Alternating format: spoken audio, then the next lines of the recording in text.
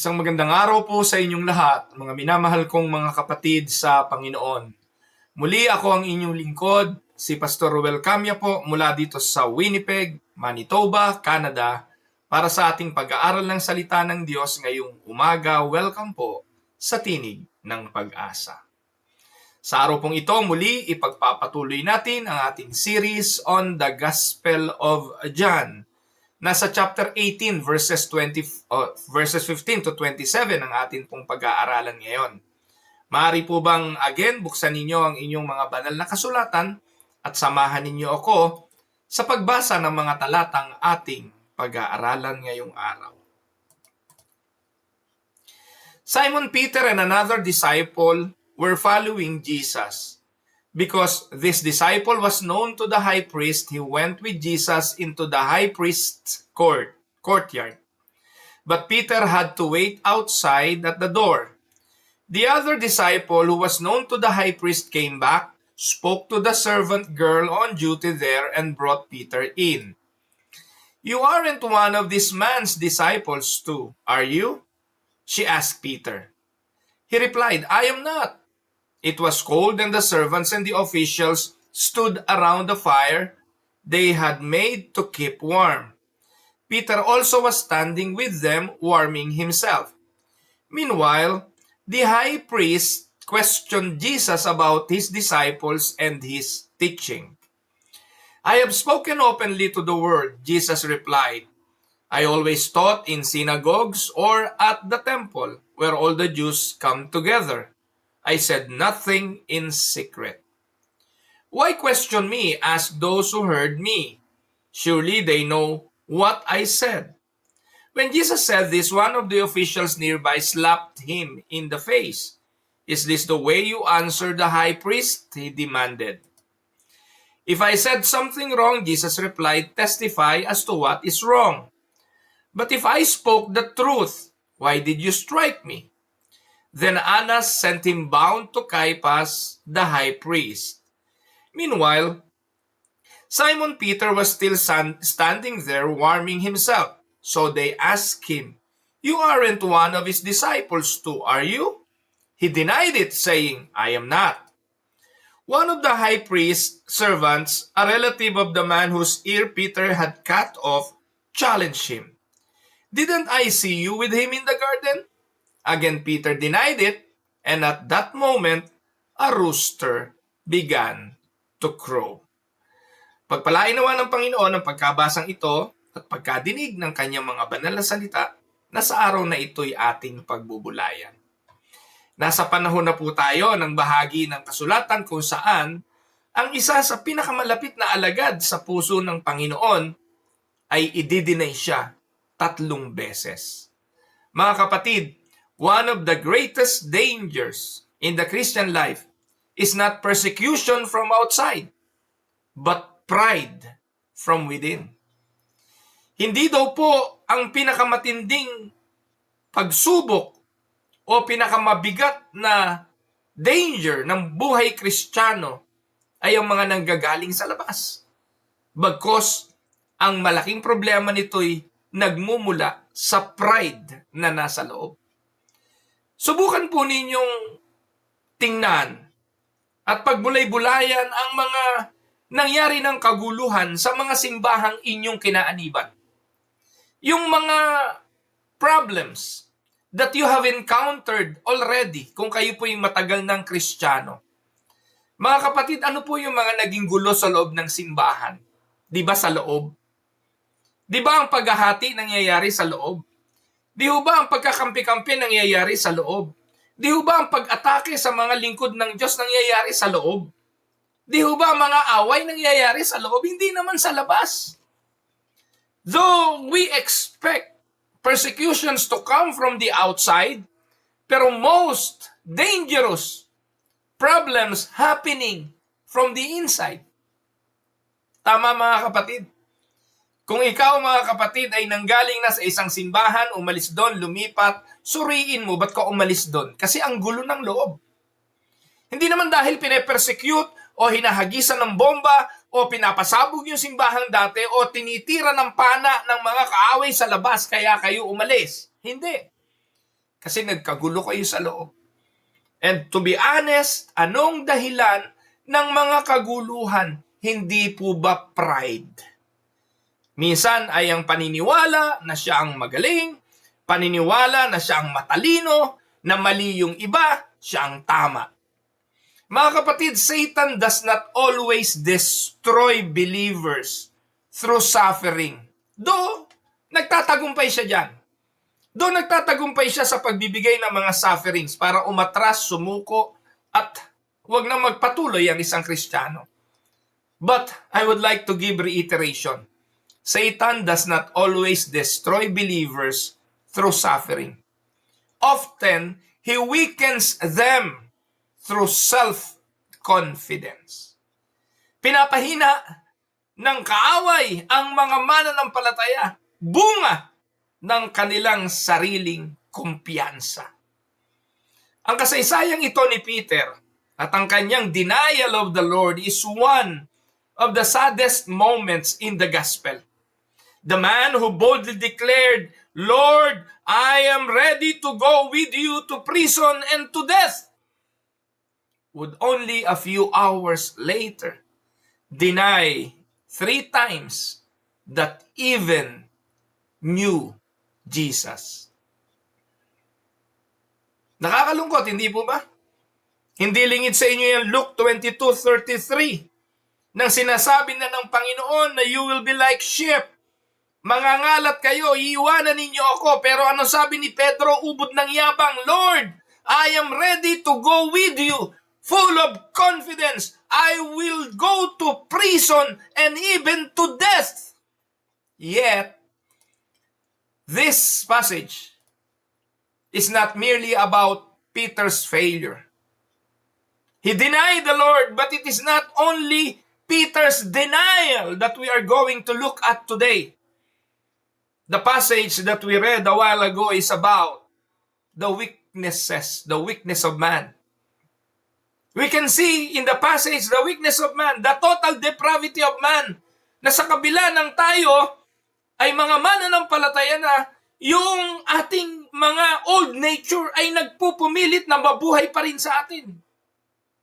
Ang lumang pagkatao minsan ay nagtatagumpay pa rin. Pero makikita natin sa kabila ng kahinaan ng tao, masusumpungan natin ang faithfulness ni Kristo at ang kanyang biyayang mag-preserve bilang tayo'y kanyang mga anak. Kaya mga kapatid, bagamat tatalakayin natin ang pagiging mapagkanulo ni Pedro, this account should humble us kasi makikita rin natin dito ang comfort ng ating Panginoon na sa kabila ng failure, meron pa rin siyang pasensya ng pagpapatawad at pagbibigay ng pagkakataon. Yan po yung ating makikita sa mga talatang ito. So, balikan po muna natin saglit ang background. Ano po? Jesus has already been arrested sa Gethsemane. Sa Gethsemane, tinanong, "Ikaw ba ang Nazareno?" Sabi niya, "I am." Bagsakan yung mga sundalo nung dineclare ni Jesus yung word na I am. Tapos, tinanong uli, "Sino ba ang huhulihin nyo?" Sabi, "Ikaw." Kung gano'n, ako ang huhulihin ninyo, huwag niyong hulihin ang aking mga alagad. So while Jesus courageously now faces the Jewish authorities, yung mga alagad hindi naman nakatiis, sumunod sila at a distance. Kabilang sa sumunod ay si Pedro. So dito, John, the writer, presents 2 scenes that are happening simultaneously. Ano yun? So inside, Jesus courageously confesses the truth. But outside, Peter repeatedly denies the truth. So si John intentionally contrasts the courage of Christ with the fear of Peter. Makikita natin to rito. Madalas pag binabasa natin itong talatang ito, ang napagtutuunan lang natin ng pansin ay ang kahinaan ni Pedro, ang kanyang pagiging mapagkanulo. Pero si John, napakalinaw, binigyan niya ng contrast yung karuwagan ng tao, yung kawalang paninindigan ng tao, at ang paninindigan naman ng Panginoong Hesukristo. Yung kanyang tapang na harapin maging ang kamatayan para lamang sa katotohanan. And this is probably a good message, not to Peter, but to all of us listening today. Napakahalaga ng paninindigan. Napakahalaga ng pagsasabi ng totoo. Napakahalaga na bilang mga Kristiyano, masumpungan tayo na anuman ang mangyari ay nakatindig sa katotohanan. Now, let us now go to the passage and study verse by verse. So, ano po mababasa natin? John 18:15 to 18. So, dito po makikita natin ang isang katotohanan na ang pagsunod sa Panginoon ng malayo ay maghahatid sa atin sa spiritual danger. It will be dangerous to follow Jesus at a distance. Mababasa po natin yan. Simon Peter and another disciple were following Jesus. So they followed him. But, ayon doon sa underline, hindi ko na po babasahin lahat. Binasa ko na naman kanina yan. Pero doon sa underline sentence, but Peter had to wait outside at the door. So ano ating makikita sa talata? Simon Peter followed Jesus. Peter deserves some credit. Why? Because unlike the other disciples na nung hinuli si Jesus, nagtakbuhan na, si Pedro hindi. Kasi mayabang nga ito eh. Sabi niya, sasama ako sa iyo hanggang bilangguan, hanggang kamatayan. So Peter followed. But notice carefully. Let us notice, he followed where? Ang sabi, from the outside. Pero konsultahin natin ang ibang ebanghelyo. Di ba, ang gospel, Matthew, Mark, Luke. Ang ating pinag-aaralan ay John. Samahan niyo ako, tingnan natin ang account ni Matthew. Mababasa natin yan sa Matthew 26:58. Ang sabi, but Peter followed him at a distance, as far as the courtyard of the high priest. And going inside, he sat with the guards to see the end. So, in-underline ko, nasan si Peter? He followed, but at a distance. Yan ang sabi ni Matthew. What about Mark? Si Mark, ang sabi niya, and Peter had followed him at a distance, right into the courtyard of the high priest. And he was sitting with the guards and warming himself at the fire. Parehas? Parehas ang nakita ni Matthew, parehas ang nakita ni Mark. So si John hindi masyadong elaborated. Pero sa dalawang ito, may testigo tayo na si Pedro sumunod ng malayo. Paano si Lucas? Tingnan natin si Luke. Then they seized him. Ito na yun, hinuli si Jesus. And led him away, bringing him into the high priest's house. And Peter, yan, ang kwento, was following at a distance. Si Luke hindi na masyadong binigyang importansya kung nasaan si Pedro. Ang importante, nandun siya pero malayo. Mga kapatid, anong gustong ipakita ng mga talatang ito? Distance from Christ always creates spiritual weakness. Kapatid, kapwa ko mananampalataya, hindi ko kino-question kung Kristiyano ka o hindi. Hindi ko kino-question kung ikay mananampalataya ni Kristo o hindi. Kasi kung ikay tunay na mananampalataya at katulad ka ni Pedro na ikaw ay sumusunod ng malayo, kalaunan, hihina ka sa pananampalataya. Kalaunan, i-deny mo na siya. Peter's dangerous position. Una, he entered the courtyard of the high priest. He stood among the enemies of Jesus. At sa verse 18, it was cold, and the servants and the officials stood around a fire. They had made it to keep warm. Anong ginawa ni Pedro? Peter also was standing with them warming himself. Alam natin mga kapatid, ang mga taong ito yung mga lingkod na ito, itong mga opisyal na ito, kabilang sa humuli kay Kristo. At sila, nandun sa isang siga o sigaan ng nagpaapoy para sila'y mainitan. Doon sa lugar ng mga kaaway, sa lugar ng mga humuli kay Kristo, sa mga taong ayaw kay Jesus, nakiumpok si Pedro. Sabihin niyo sa akin kung hindi dangerous position ang kanyang kinalalagyan. Peter stood warming himself among those preparing to condemn Christ.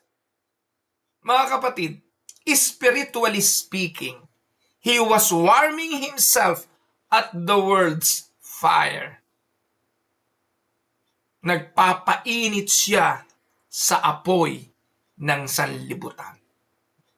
And this is often how backsliding begins. Kapag na-attract tayo ng init ng sanlibutan at tayo'y nakiumpok unti-unti, we will go to a narrow slit. We will go to a place na ayaw nating kahinatnan.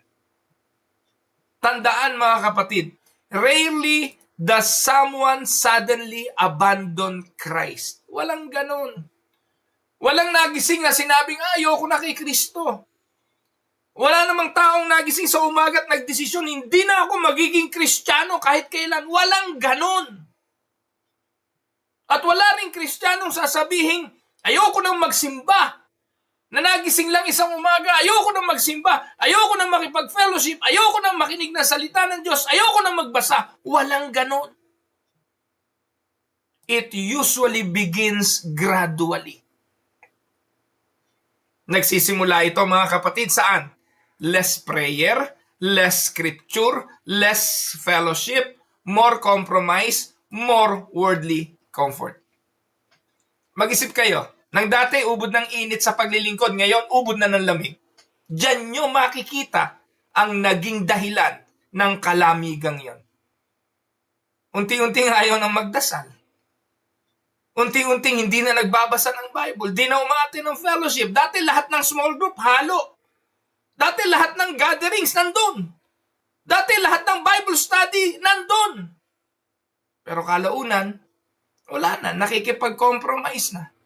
Mas inuuna na ang tawag ng barkada. Mas una na, priority na ang mga pasyalan, campingan, o kung ano-ano pa man, kesa sa mga gawain ng Panginoon. At nagiging makamundo na ang tinatahak na pamumuhay. Before long, our hearts become cold toward Christ. Paminsan-minsan, nagsisimba pa rin naman yan. Nakikita pa rin sa loob ng simbahan, pero pag nando sa simbahan, inip, pikon, na ayaw nang makinig ng salita ng Diyos at ang pakiramdam, laging pinapatamaan. Sounds familiar mga kapatid. Pero ganyan ang pinagmumulan ng pag-backslide. Many Christians today still follow Jesus. They wanted to be associated as believers. Kabilang pa rin sila sa church. Di naman sila nagwi-withdraw ng membership. Pero, padalang ng padalang ang pagdalo sa gawain ng Panginoon. They follow Jesus but from a distance. They attend church occasionally. They pray only during emergency. They confess Christ only when convenient. Distance always weakens devotion. Amen? Mga kapatid, anong nagiging cause ng bagay na ito? Dito po sa talatang ating babasahin, kita natin kay Peter kung anong naging dahilan. At ano yon? Fear of man. That fear of man leads to denial of Christ. Natakot siya sa mga tao eh. Yabang-yabang niya, sasama ako sa iyo hanggang bilangguan. Sasama ako sa iyo hanggang kamatayan. Overconfidence. Kaya alam niyo po mga kapatid, yung nagsasalita ng tapos, napakahirap niyan.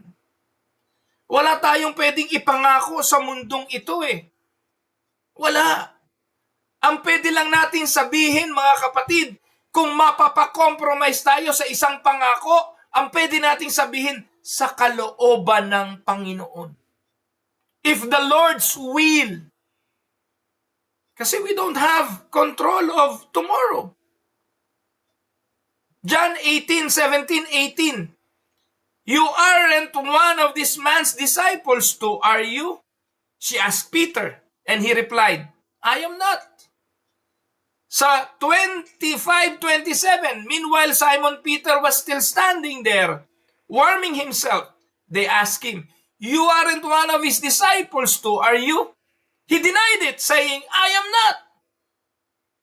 Tapos sa verse 27, again Peter denied it.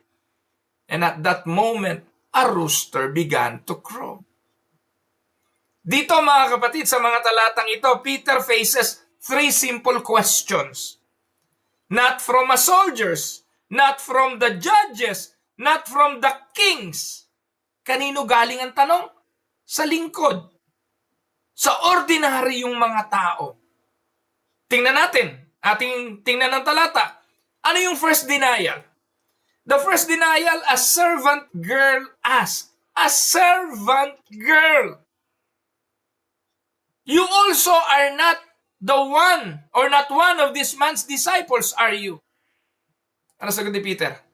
I am not. Second denial.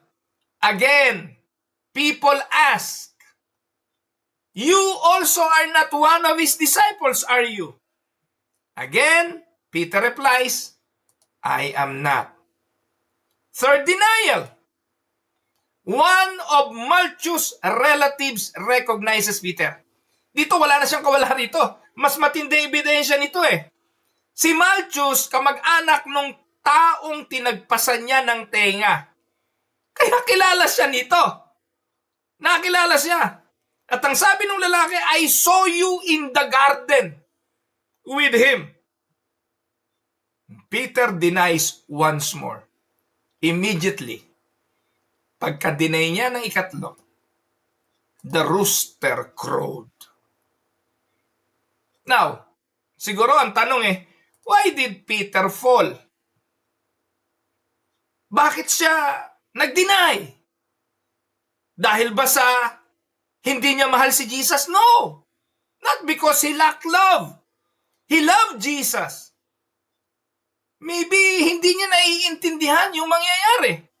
No! Not because he lacked knowledge. Nang nagtanong nga si Jesus who do you think I am? Ano ba sinasabi ng taong bayan sa akin? Sabi, you are the prophet, you are Elijah, you are Jeremiah. Ako, sino ko sa inyo? Then Peter said, you are the Christ, the Son of the living God. Ang sabi ni Jesus sa kanya, blessed are you, Peter, Simon Bar-Jonah. For this was not revealed to you by flesh and blood, but my Father in heaven. Can you imagine? May wisdom, may knowledge si Peter na galing sa Ama na napakapalad niya kasi hindi ini-reveal si Jesus sa kanya ng tao. Jesus was revealed to him by the Father. So he had spent 3 years with Christ. Then the question is, why did Peter fall? He fell because he trusted himself. Amen? He fell because of overconfidence. Earlier, he had declared, even if all fall away, I never will. Mga kapatid, tandaan ninyo, self-confidence always precedes spiritual collapse. Meron po sa Senado ng Pilipinas, ubod na yabang na pastor din Ubod na yabang na hindi ipagkakanulo yung kanyang mga kakampi. Pinatawag lang ng Malacanang tiklo. Overconfidence. Kaya ang sabi ng Proverbs 16:18, pride goes before destruction, a haughty spirit before a fall. 1 Corinthians 10:12, so if you think you are standing firm, be careful that you don't fall. Fear of man. Natakot siya sa sasabihin ng tao. And most of the time, mga kapatid, kaya natin idinideny si Kristo, nahihiya tayo, natatakot tayo sa sasabihin ng iba. Sa mga opisina nga pinagtatrabahuhan natin ikaw lang nakakaalam na Kristiyano ka Yung mga kasamahan mo, alam ba nila? Yung mga katabi mo sa opisina, alam ba nila? Kilala ba nilang may pastor ka? Kilala ba nila na may simbahan kang dinadaluhan linggo-linggo? Kilala ba nila at alam ba nila na ikay miyembro ng leadership team ng simbahan? O hanggang ngayon, di nila alam. Dahil natatakot ka na malaman nila na tagasunod ka ni Kristo. Peter feared people more than God. Proverbs 29:25, fear of man will prove to be a snare. Ang takot sa tao ay isang patibong. But whoever trusts in the Lord is kept safe. Many believers today deny Christ differently. Iba-ibang paraan ang pagdideny, hindi katulad nung kay Peter. Ngayon, hindi sa pamamagitan ng salita. Si Pedro nahuli ang isda sa bibig. Pero sa panahon ngayon, many believers deny Christ not by words but by silence. We remain quiet when truth should be spoken. We hide our Christian conviction. We compromise biblical principles to gain acceptance. Tandaan, the fear of man still tempts God's people today. Kapatid, nakakapanindigan ka ba pagdating sa usapin ng abortion ay karumal-dumal? Nakakapanindigan ka ba na ang ginawa ng Diyos dalawa lang, babae at lalaki lang? Nakakapanindigan ka ba sa iyong pananampalataya na si Jesus ang Kristo, namatay, nabuhay, inilibing, nabuhay sa mga patay, umakyat sa kanan ng Diyos, umupo sa kanan ng Diyos? Nakakapanindigan ka ba? O katulad ka rin ni Peter, nakikiumpok kung saan convenient. Alam niyo po yung apoy where the people are standing to keep warm? That is a place of convenience. And many believers go to that place, nakikiumpok, dahil convenient doon. Following Jesus is not convenient. Meron pong risk. But we have to follow Him, irregardless of the consequences. Regardless of the consequences. Can we say amen? Now, sa kabila ng failure na ito ni Peter, may isang bagay na napakaganda na nangyari sa Panginoon.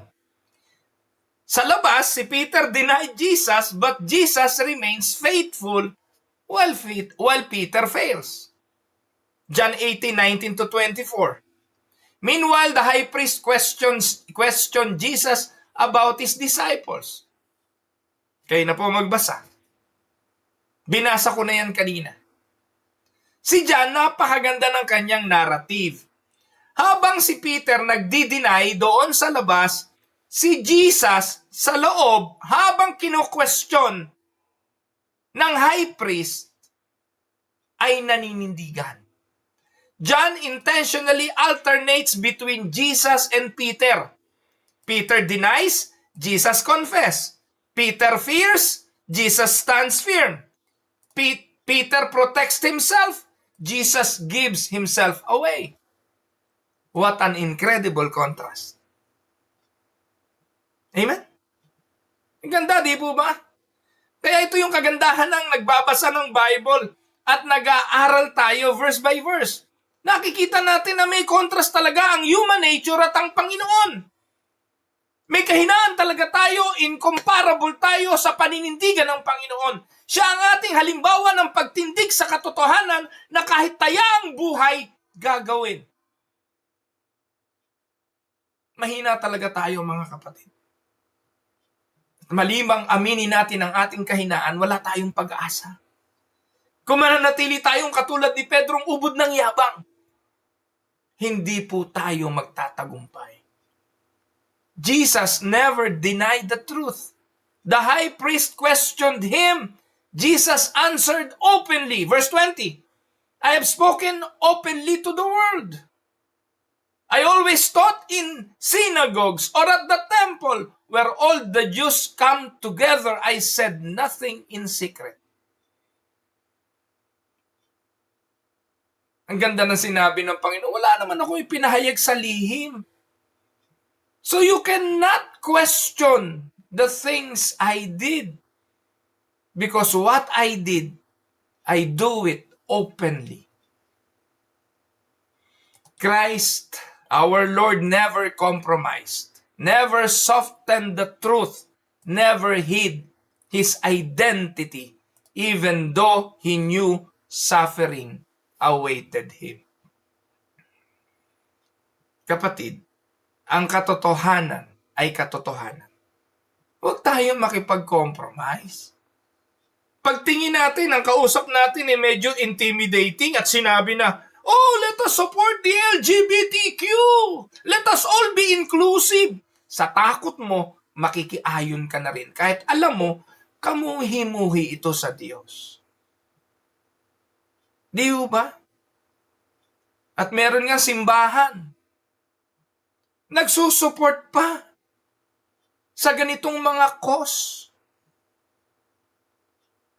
Kahit na alam nila na hindi ito ayon sa sinasabi ng Biblia. Ewan ko lang ho mga kapatid. Minsan natatawa na lang ako doon sa mga pastor na deep inside, bigat na bigat ang kalooban nila na maglingkod sa isang simbahan na inclusive. Na yung simbahan nila inapprove ng board na mag-support na sa mga LGBTQ, maglagay na ng rainbow sa kanilang mga altar. Pero ikaw yung pastor, bigat ang loob mo kasi alam mong mali yun pero hindi ka makaalis. Kasi sa sweldo mo, binubuhay mo ang pamilya mo. Sa connection mo sa church, nakasalalay ang pagiging permanent resident mo ng Canada or pagiging permanent mo kung ano man. Naaawa ako sa mga pastor na hindi makakibo. Hawak sa leeg. Na kailangan nilang i-soften ang truth. Huwag magsesermon tungkol sa mga bakla. Yari ka. Huwag mo isusermon yung dapat hindi namumuhay yung parehong lalaki magkasama sa isang tahanan. Namumuhay ng kabaklaan. Pero dito sa Canada, tanggap yun eh. At pinupuri yung mga ganon. Pero kalugod-lugod ba sa Diyos yun? At kung ikaw'y pastor na nandun sa church na yon, ano kayang nasa isipan ng mga pastor na ito pagtulog nila sa gabi? Nakakatulog kaya sila? Now, Jesus is considered to be the second Adam. Tama? The first Adam failed. And where Adam failed, Christ obeyed. Amen? Where Israel failed, Christ remained faithful. Where Peter failed, Christ stood firm. Therefore, Christ is the faithful covenant head. Amen? Kaya nga sa pananampalataya nating reform, our salvation ultimately rests not on our faithfulness to Christ, but it rests on Christ's faithfulness for us. If salvation is dependent on Peter's consistency, Peter would have perished forever. Amen? Kaya kung ang kaligtasan ay nakasalalay sa tao, walang maliligtas. Kung ang kaligtasan ay nakasalalay sa mga alagad, ni isa sa kanila walang maliligtas. Puro sila magiging Judas.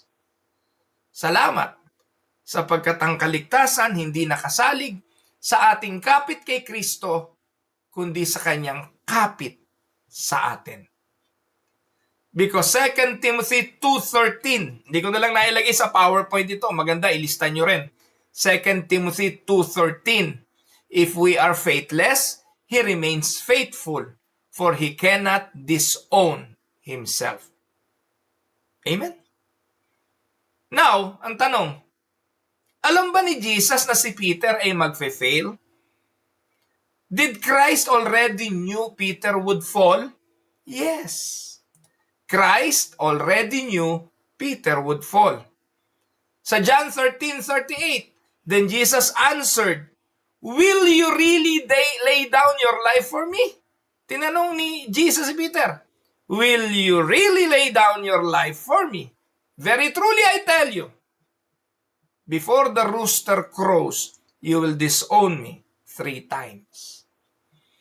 Earlier, Jesus had already predicted Peter's denial.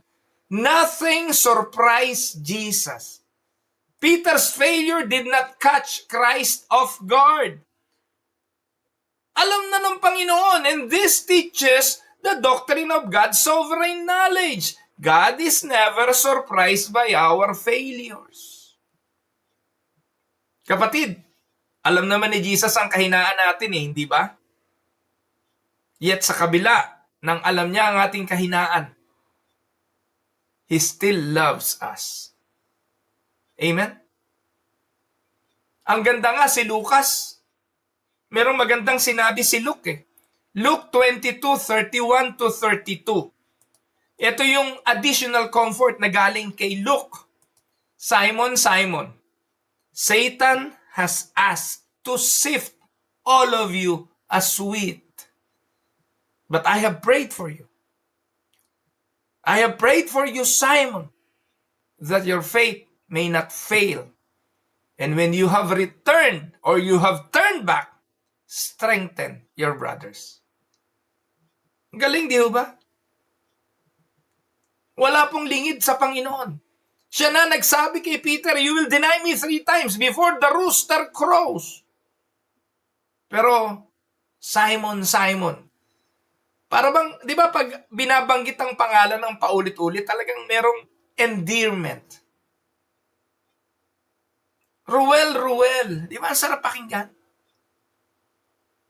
Simon, Simon, Satan has asked to sift all of you as wheat, but I have prayed for you. Jesus told Peter, Satan demanded to have you, but then Jesus added, I have prayed for you.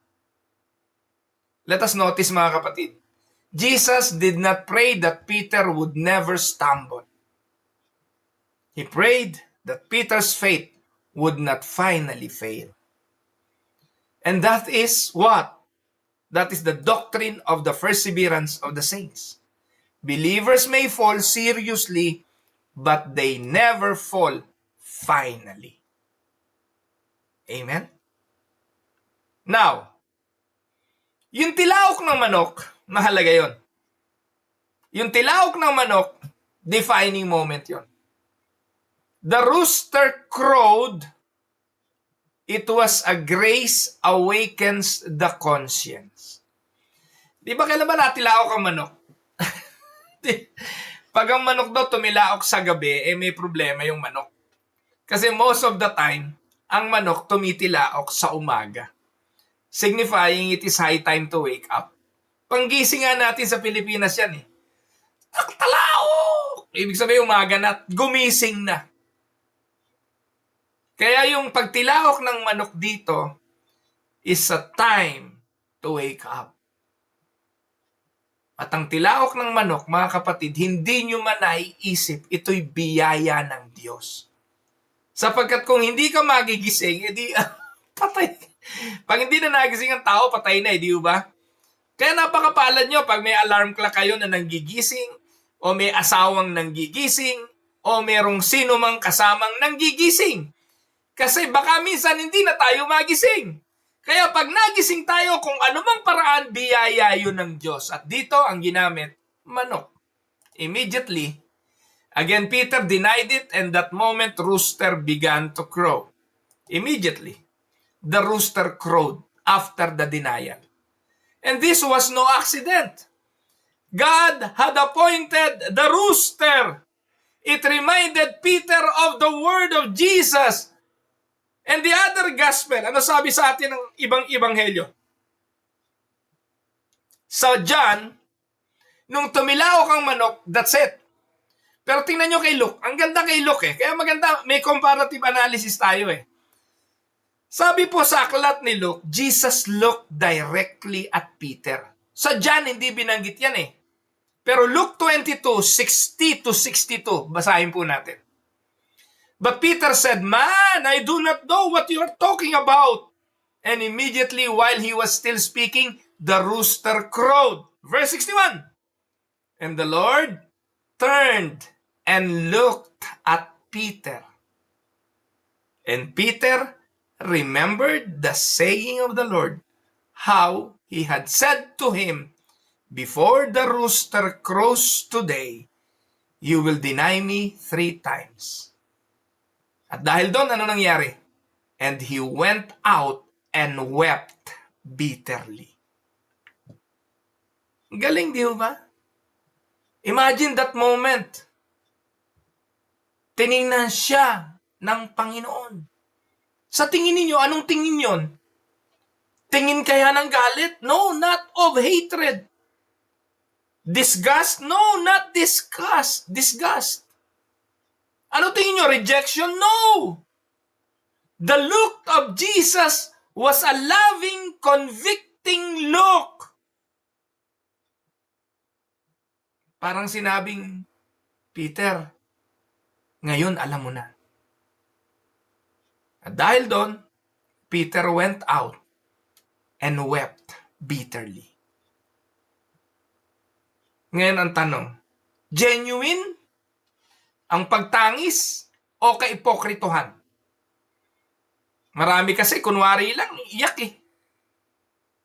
Yung iba, kunwari lang, pagbabago eh. Pero ito mga kapatid, genuine repentance. His tears did not save him, but the tears revealed a broken heart. Alam niyo po yung tunay na pagsisisi? It includes conviction, sorrow, confession, and returning to Christ. Sabi ng 2 Corinthians 7:10, godly grief produces repentance. Amen? Ano pa ang susunod? The gospel does not end with Peter's failure. This is not Peter's final chapter. Later, ano po, mababasa natin yung John 21. Darating tayo dun eh, pagdating sa John 21. Nirestore ng Panginoon si Jesus. 3 denials ang nangyari, pero 3 times tinanong siya ni Jesus, "If you love me." And 3 commissions was given. Feed my sheep. The Lord exposed Peter's sin, and He also restored Peter's usefulness. And what an amazing grace. Amen? Now, let me give you some practical applications. 1, never trust your own spiritual strength. Peter's confidence became his downfall. Kaya daily dependence upon Christ is the believer's safety. 2, stay close to Christ. Distance weakens faith. Always abide in His Word. Always remain in prayer. Participate actively in the fellowship of the church. Habang ginagawa mo ang mga ito, matibay ka. Habang ginagawa mo ang mga ito, lalo kang magtatagumpay. Stay close. Do not follow at a distance. 3, beware of the fear of man. Tanungin mo sarili mo, whose approval matters more? God's approval or people's approval? 4, when you fall, run towards Christ, not away from Him. Sabi ni Satanas, you failed, stay away. But Christ says, come to me. Repentance always find mercy in Jesus. Panghuli, rest in Christ's preserving grace. Your assurance does not rest on perfect performance.